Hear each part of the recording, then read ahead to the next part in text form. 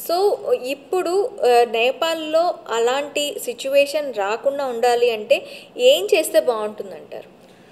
ఇప్పుడున్న ప్రభుత్వాలను మార్చినప్పుడు ఆ చట్టాలను కూడా మనకు అనుగుణంగా మార్చుకోవాలి.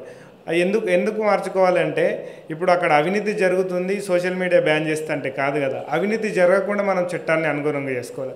అవినీతి చేసిన వాళ్ళ మీద మనం ఎటువంటి చర్యలు తీసుకోవాలనే సందర్భం ఉండాలి. ఎందుకంటే ఒక వ్యక్తి అవినీతి చేస్తున్నాడు అంటే నేను తప్పించుకుంటా చట్టం దృష్టిలో అనే శక్తి ఉన్నప్పుడే వాడు అవినీతి చేస్తాడు. నేను చట్టం దృష్టిలో నేను తప్పించుకోను, రేపు పొద్దుగాల నాకు శిక్ష పడుతుందని, నా లైఫ్ ఖరాబ్ అవుతుంది అన్నప్పుడు వాడు తప్పు చేయడానికి, అవినీతి చేయడానికి భయపడతాడు.